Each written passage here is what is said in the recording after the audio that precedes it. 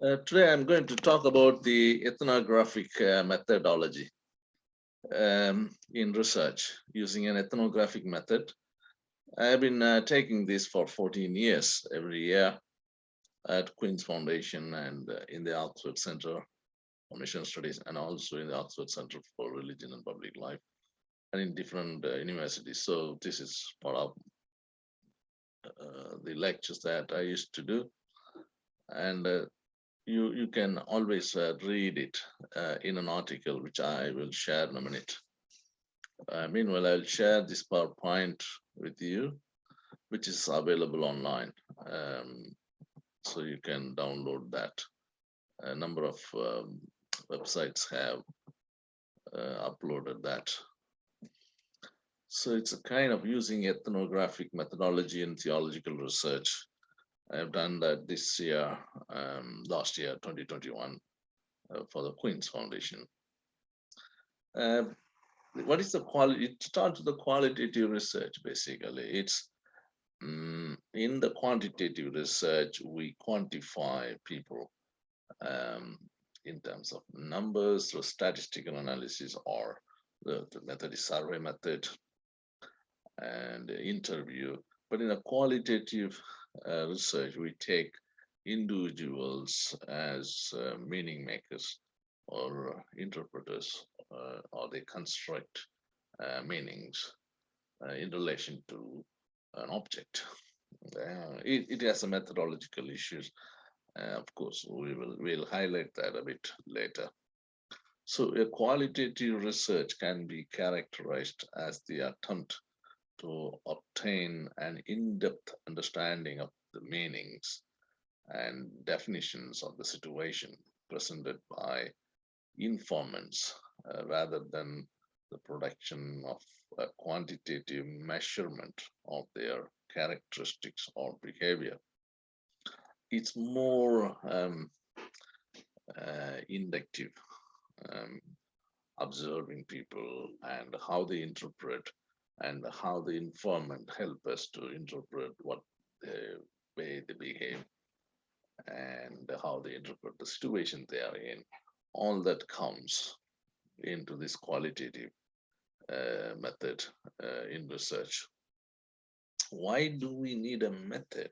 I have already spoken in my previous research about the method to collect evidences using a tool, and that is converted as data, and then the data is interpreted into hypothesis, and the hypothesis is proved to be true using the evidences that you have collected through the data. And we don't simply construct one hypothesis, but a hypothesis from which you develop one hypothesis.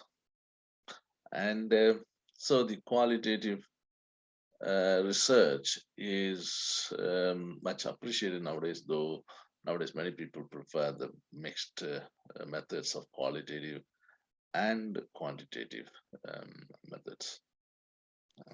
So here we are. I just like to highlight one of my students in Nagaland. He did a research on Mowat's festival. It was quite fascinating. I just simplify this research, and this research is more than what I am saying here. Here did a research on the cultural ecumenism, which means that people in different churches, they preach or speak against each other on Sundays, but during this Mawat's festival, regardless of denomination, they all come together, hold each other and dance and sing and interpret the culture, the environment, the relationship, everything together. And so he makes a case that the ecumenism is no more is much more possible in the cultural space than in the church ecclesial space, which is a quite interesting way of arguing. So in order to do that, he goes and observed whether these things are really happening in the Mowads festival or even other cultural spaces. And I think he has completed and is now a principal of college in Nagaland. And this is some of the pictures of those Mowads festival and the dances. So let me come back to the ethnography. Ethnography is basically writing about people. Um, ethnos is people, graphy is writing on people, about people, a portrait of people, a description of particular culture, the customs, beliefs, behavior based on information collected through the field work. And also it is, of course, a field work usually conducted by a single investigator who often is expected to live with and lives like those who are studied, usually for a year or more. It's insider, outsider is always there. You can be part of the culture and you do not need to be part of the culture, but there are many, many biases one need to overcome. And there are many verifications and many, many substantial evidence if you're an outsider. But if you are doing ethnography on yourself, that's also a possibility, as long as you know how to wear the shoe of a researcher uh, who can look at yourself as a critic, your own studies, and highlight the limitations of studying yourself. And those are some of those things. And somebody asked me from Queens whether I can imagine a future ideal culture in which can I do an ethnography. Yeah, I think it's possible. It's quite an imaginative research. I think I was just thinking about book of Revelation, where I think John, the author, is clearly describing what goes on in his vision of the second coming, which is quite interesting. Ethnographic study of second coming, I would think. So, the aim of an ethnography is unobtrusive, and it identifies the geographical and temporal coordinates, um, makes visible, which is very important. Sometimes it's not seen or observable normally, but the ethnographic studies makes it visible, and it's also inside a view of how a group manages and organizes their time, and it understands the point of view from inside the group. It also tends to identify behavior patterns and anticipate to make the reader understand the perspective of the native to the culture, understand the context, complexity, and politics of social processes. Um, this is the dance I did in Kenya long ago when we visited the Nairobi uh, suburban areas where we just were part of HIV affected community, and we danced with them, and we observed how they were responding to such an issue as a Christian community and otherwise, which was quite fascinating, along with the researchers. So the researcher participated in the dance as an insider or an outsider, observed events and took notes, and recorded.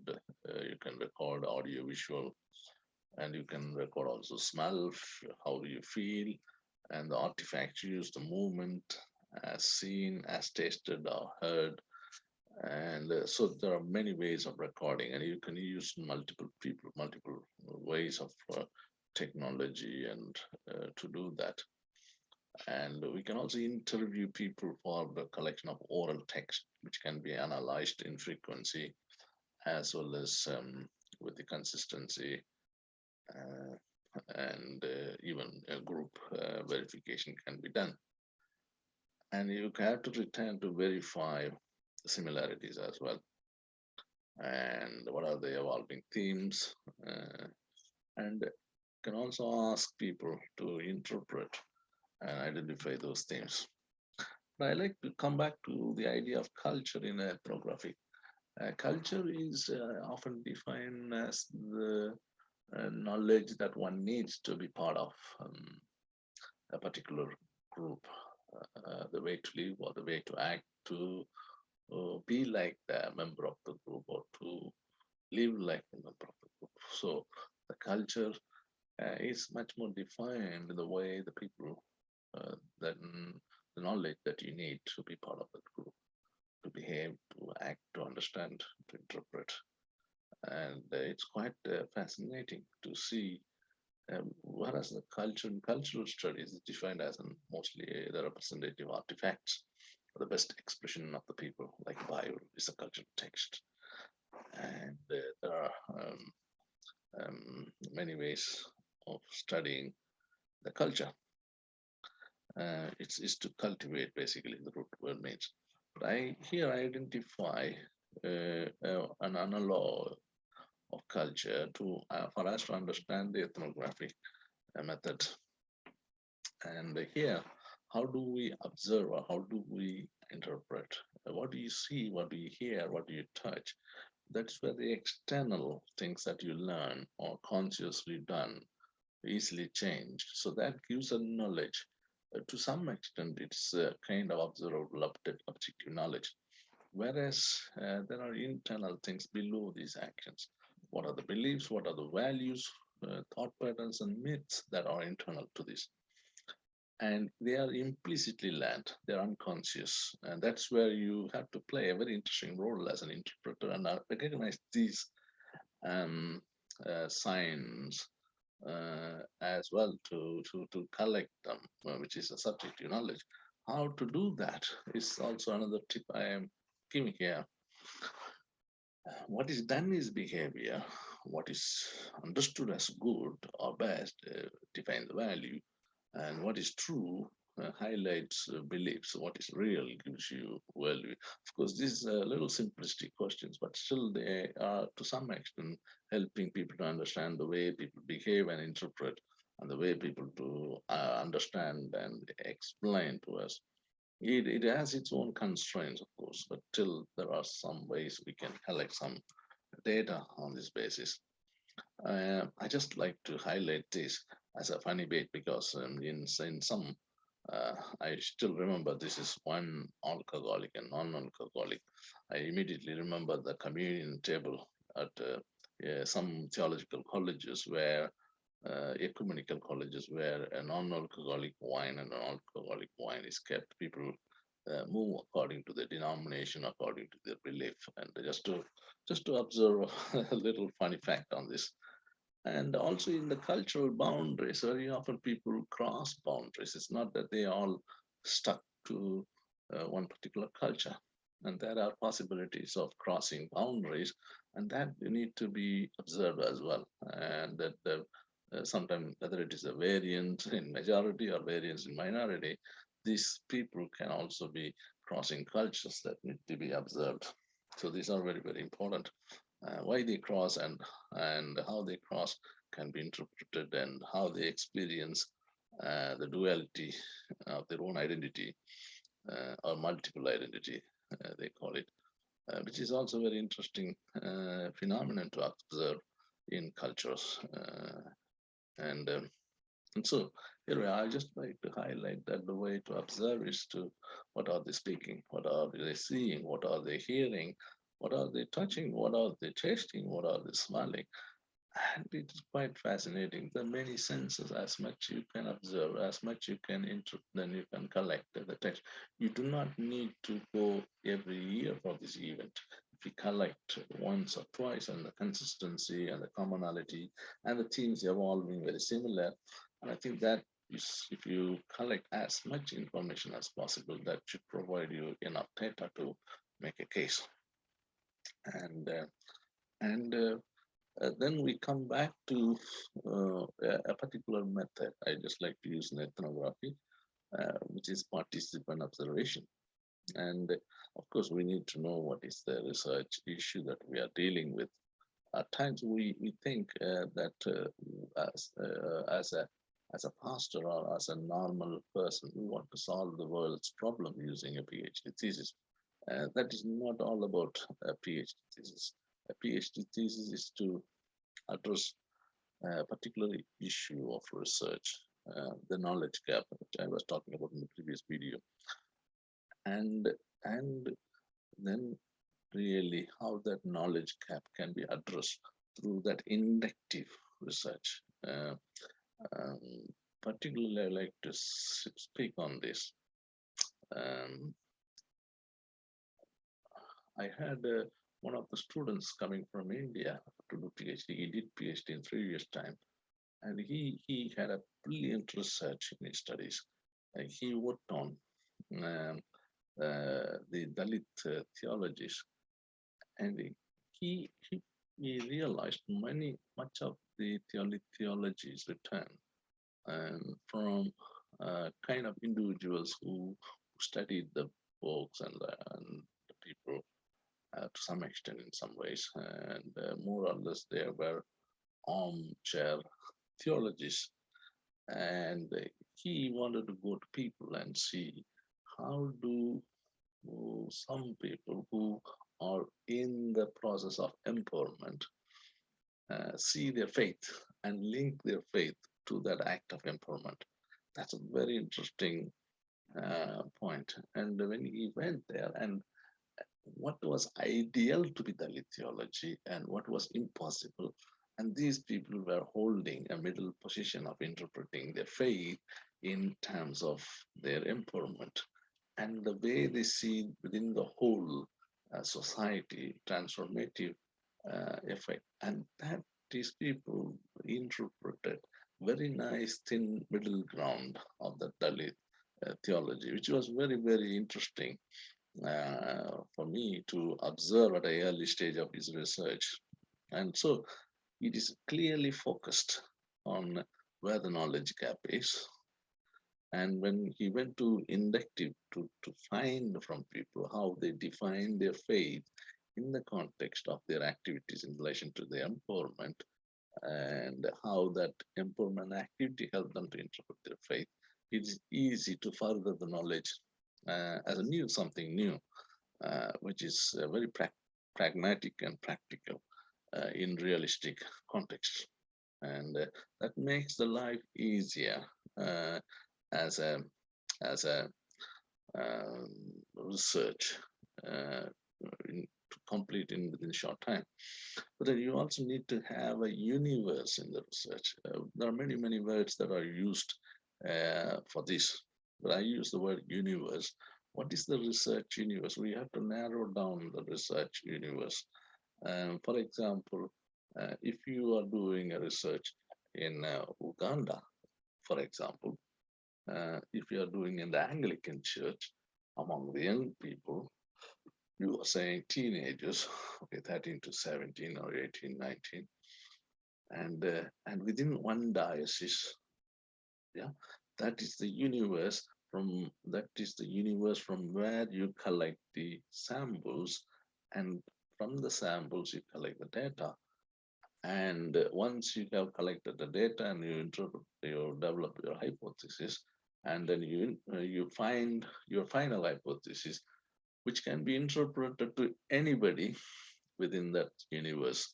That universe is 13 to 19 young people, Anglicans within that particular context, which can also be interpreted to other young people in Uganda, to the Anglican young people, Anglican dioceses, which is possible, but within that context, it should be tested and found to be more or less true in many cases. And that is the universe.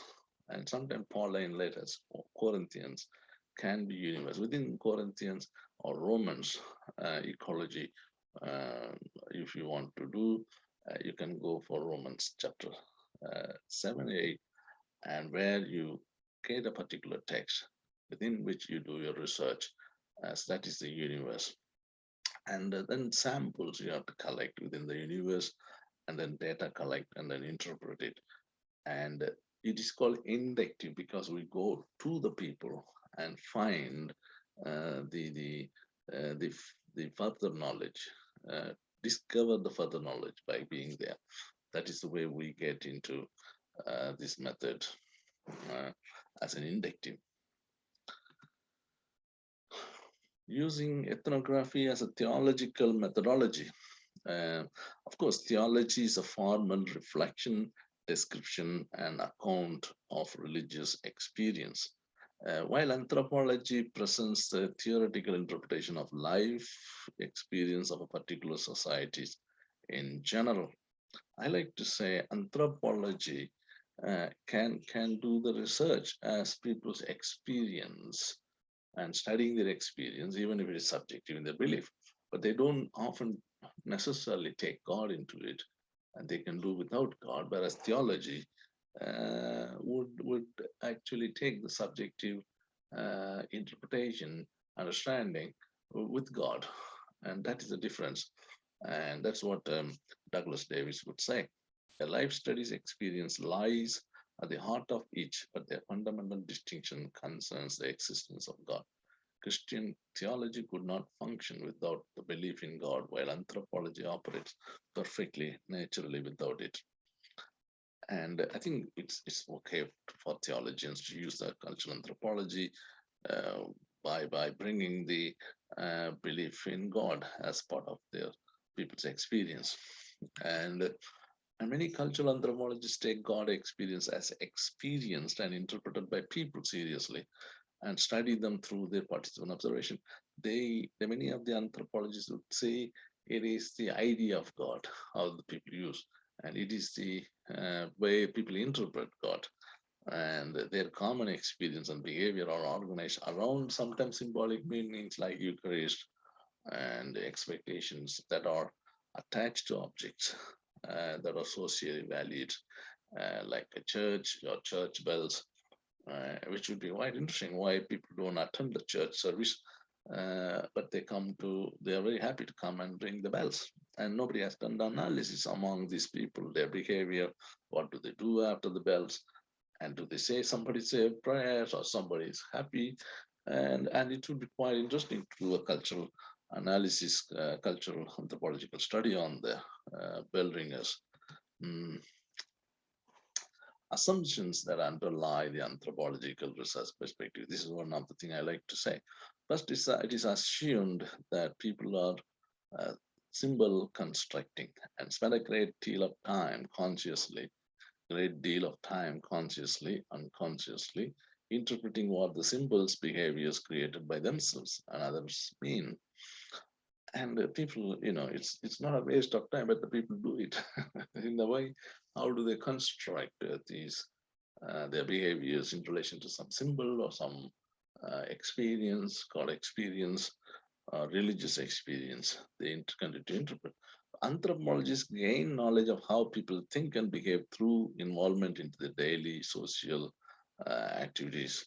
Finally, it is assumed that people's perceptions and behaviors are related to their context. Of course, yes, and their context determines. And the symbolic narratives, our task in theology is to examine how the faith community can construct identity through the use of a central metaphor or symbolic practices such as prayer, or by creating a symbolic narrative that tells the story of its ongoing life. Such practices or stories provide symbolic power to a faith community to enable a faith community to develop an idea of itself that sustains it through time and enables it to engage with and express its distinctions from its culture. Of course, I have taken this from Elaine Graham. It's quite fascinating to see how people use symbolic practices and narratives in their daily life. Mm, Even in the network of WhatsApp prayer group or Twitters, people have formed a community, a way, and behave a way of life, and that could be very interesting. why they go in silence, why they suddenly become active, why they suddenly want to pray for somebody, some actions, some country's peace. This very, very interesting way of behaving around the prayer and around that news, around that narrative, and who provides that news also play a very important role in that community. And I've already talked about this as a Dalit theologian who has done that. And so let's come back to the methodology in the participant observation.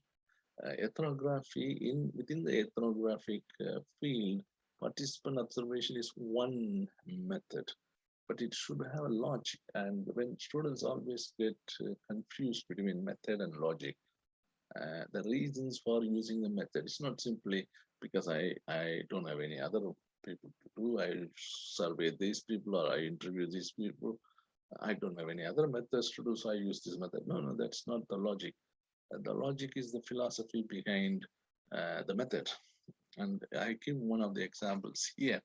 Ethnographic method is part of cultural anthropological studies. A key concept in cultural anthropology is culture.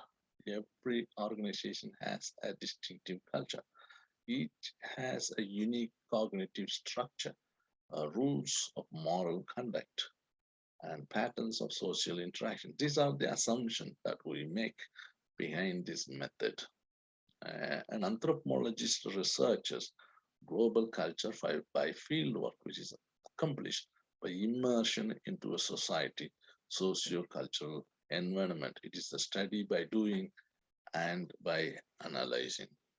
So, uh, benefits of using these anthropological methods. Through anthropological methods, it is possible to gain an understanding of the meanings people attribute to their actions, as well as delineate the wider socio-political and economic context in which their behaviors take place.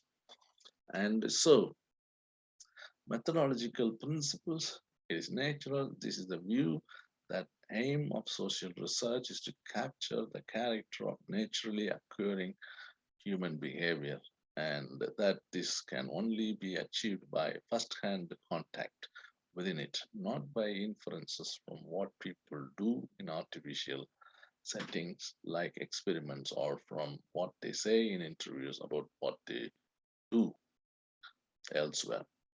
And also it's an observing the natural behavior of the people, and also it's also discovery. Another feature of ethnographic thinking is conception of the research process as inductive or discovery based rather than as being limited to the testing of explicit hypotheses. So the field work must be descriptive and a variety of information from different perspectives, cross-validate and triangulate. You can have observation interviews and group interviews or focus groups, program documentations, recordings, photograph, use quotes, and select key informants wisely.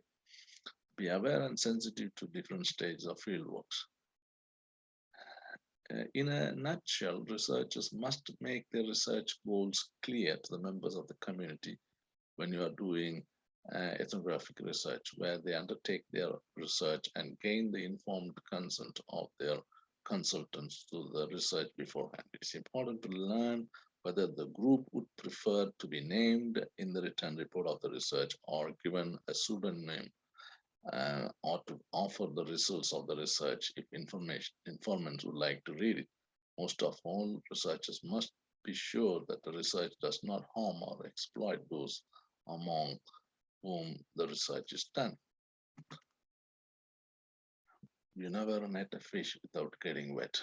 We all start with mistakes in observation, chaos. So, what do you do with the text? You have to analyze, interpret, and report the findings. And you have to have a qualitative description and balance between description and analysis. Analysis you must keep. You have to verify a group together, thematize, and relate to the existing theoretical framework. You may use some of the theories that are existing, and also qualitative data analysis. Nowadays, software is available, and the ground theory is something you can use. thematic studies that you can use. Triangulation means it's a combination of one or more research methods, and it is important to use and verify, and using different methods, how you bring together what are the common areas and themes and other consistent, frequent observations or events observed. Those are the things. As I've already said, narrative analysis and thematic analysis, content analysis, and those things you can use to study the text that you have got it through the participant observation or with the different method that you have used. So what? What did you discover? How did you prove? What is or what are your contributions, something new to the ongoing discussion in the field that you have done your research? How did you go beyond the existing theoretical or theological concepts? And that should have been beyond the literature reviews. I will do it in another video. And we have to have some reflexive questions with the limitations of this method. Is it a presentation is enough? Sometimes it's always that we end up doing a small group with an extensive study because of the extensive nature of the study. Some people ask questions about it. Is it reliable? Is it repeatable or unrepeatable? Is it time consuming? What about our influence, our presence of the research? What about the risk of the researchers in some countries? But there are advantages also. Deeper social interactions can be studied, valid data of people rather than researchers, open to new insights. So coming back to methodology, participant observation is a tool or method that we use within the ethnographic methodology. The logic is people are interpreters of their experience, and people interpret what do they use as a smell or taste or everything, and how do they interpret? Can we collect the data from their interpretation and see what do they believe, what do they have a worldview, and how we can find something beyond what is existing in theoretical literature, and what we can contribute as something new of people, about the people, writing about the people. And this is where the PhD research is all about. And how do we focus and how do we do literature review? I will talk in the next one. Thank you for listening to this.